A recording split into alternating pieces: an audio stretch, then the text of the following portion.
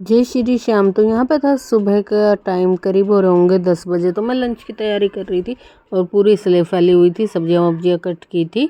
उसके बाद मम्मी को मैंने चुकंदर और खीरा काट के दिया था। मम्मी गली में बैठी हुई थी तो यहाँ पे काट के दे रही थी और अपने लिए भी फिर सेव काटा था और काम भी कर रही थी साथ में। और आज खाने में बनाई थी मैंने चने की दाल और लौकी मिक्स। उसके बाद मैं बनाने लगी थी गर्मा गर्म रोटी, क्योंकि भैया का भी लंच देना था और खाना था।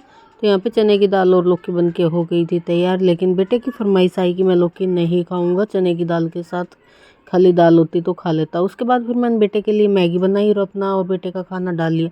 यहाँ पे शाम का टाइम हुआ और एकदम से मौसम बदला, इतना भयंकर सा तूफान सा आया, आंधी तूफान।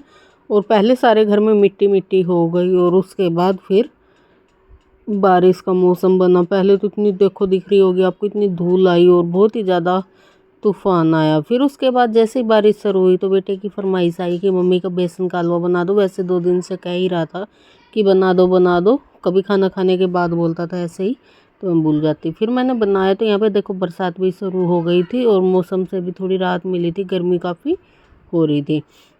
यहाँ पे हलवा बन के हो गया ऑलमोस्ट तैयार और बारिश भी काफ़ी तेज़ हो गई थी शुरू और मौसम एकदम बदल गया था, अंधेरा सा हो गया था, रात सी हो गई थी। वैसे शाम के 5 बजे थे लेकिन एकदम से मौसम ने करवट ले ली। ओले भी पड़े थे, बारिश भी, तूफान भी और मौसम भी ठंडा।